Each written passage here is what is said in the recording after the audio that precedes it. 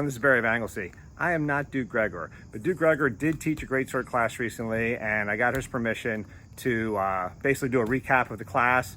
I'm not a Greatsword expert, but I do have a little bit of background, so I think a lot of the things that he taught I should be able to translate well over the video. The primary focus of this class was Greatsword against Greatsword dueling, because that is mainly where you see the Greatsword in the SCA anymore.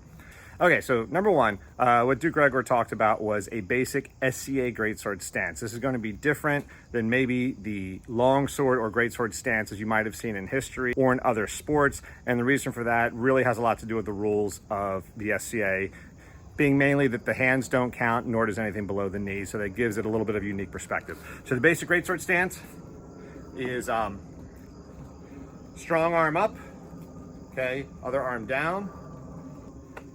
Generally leading with the same leg as the top arm, although this is acceptable. He talked about two primary stances. One is if you have the longer weapon, and two would be if you have the shorter weapon. So basically speaking, if you have the longer weapon, the tip is actually not just up, but slightly back, so that you're ready to, so you're cocked and ready to fire, okay, because you have a range advantage. If you have the shorter weapon, you generally want the tip out, okay, so you have a better defense. The idea is that when you have the shorter weapon, you're going to have to either wait for them to throw a shot, or you're going to have to engage the weapon and move in. Once you do that, everything else is pretty much the same, okay? You're going to fire from the same position. Most of the danger against your opponent is going to come to your head and your forearms, okay? The legs and hips are hard to strike, so you generally want to focus everything on guarding your head and your forearms. So this is a bad stance because the forearms are big targets. So I can drop the forearms down, that helps a little bit. But what Duke Gregor taught us was to push the weapon out in front of you, and notice that elongates the forearms. Cock it back a bit, okay? And he likes to have it cocked off to the side just a bit. Back when I fought Greatsword, I would get hit here a lot whenever I did that, so I was always more of a center guy. I'm sure if we fought, I would see how he defends it. The biggest problems people in the class had from this stance were a lot of them would forget to cock the weapon back, so they would stand with the weapon cocked forward. And we had one person who ended up cocking way back over here and was a little confused, okay? So the basic shot from this stance is going to be a high shot to the opponent's head. You're already cocked, you throw to the opponent's head. I'll show this on the dummy.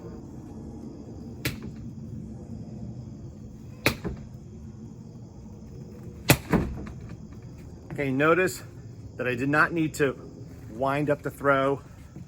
I'm all ready to throw. So the biggest problems people have when throwing the onside of the head is that they did not get their sword parallel. So a lot of people would throw with the sword here as opposed to the sword here. Get the hands high, keep the sword parallel. And what this does is this gives you a lot of protection to the head as you're throwing that shot. The key to the combo was pretty much once you're in this position, you're going to come around and you're going to throw to the hip, okay? When I do this, my head is exposed. So he wants to keep the hands high as you throw across. And to get that power, you sort of bounce off of either their helmet, and if it bounces off the helmet, you're probably going to get a kill, or their weapon. It bounces off. You swing the body around. You keep the hands high, and you go for the hip. Again, being careful not to leave that elbow out. What also helps sometimes, particularly if you have a little bit of a longer grip, is to slide the hand up as you do that. So I'm here, and I'm here.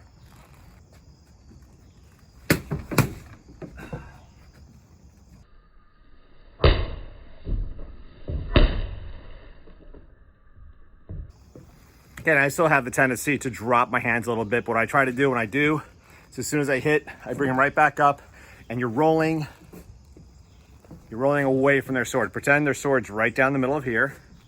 Okay, I hit to my right side of the sword, to my left. I'm rolling out as I'm keeping a cross on their sword. So basic movement is not left, right, okay? You're shuffling in and out.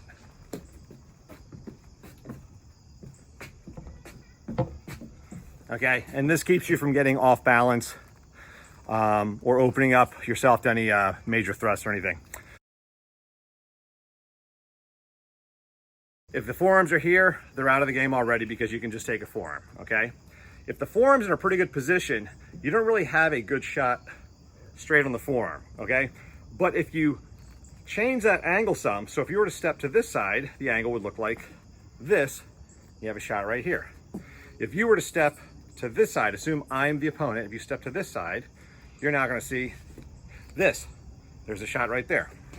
So now I'm gonna be the offense and you're gonna be the opponent. So again, imagine a sword right down the middle. If I step to the right, out to the side, throwing right at that forearm, trying to keep the hands high.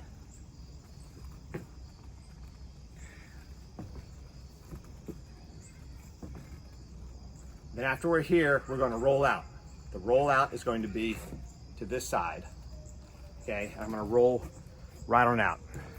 So again, I've got a sword right in the middle of the screen. I'm gonna go to this side of the screen. I'm gonna step out. How do I step out? I can't step out with the right foot. That's awkward. I step out with the left foot or the back foot. Okay? I throw this shot, and as I do, I go left, right. Okay, a lot of people had this very awkward because they would get into this position and then they couldn't remember which foot to move. It's real simple. Left, right. The thing to think about, some people got confused. They would step out and they'd want to drop the sword and go this way. The sword doesn't really do that because there's going to be a weapon in the way. So you can't disengage and pull it under and go here. All you want to do is you're throwing here. Okay, keep that tip on the person, keep it on their forearms, and just turn the handle up as you step out. Another confusion people had is they would step out and they would go all the way over like this, okay? The weapon's right here. Just keep it in a T, okay? The weapon wants to go here. You want to block it like a T. You don't want to block it on the, you know, the shafts. You don't want to block it on the blades. You want to block like a T. If I go to the other side, same thing. Except if I want to go this way, I step with my left foot. If I want to go this way, I step with the right foot. Same thing. I'm at range, step with the right foot. I throw that shot to get the angle. Keep the hands high. I'm bad about that. Keep the hands high. Roll out. Same thing. Here I went left, right. This side I'm going to go right, left. So I throw the shot.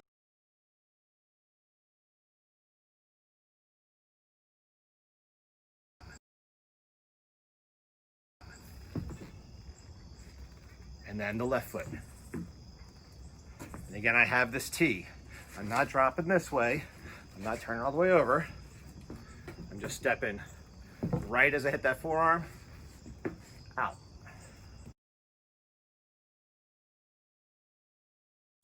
Okay, so as soon as that opponent takes a step forward, that's when you hit them. They take a step forward, that's when you hit them. Okay, they walk right into it. They're off balance. They're on one foot. They can't change their momentum. Okay, and all you do is when they step forward, just right to the face.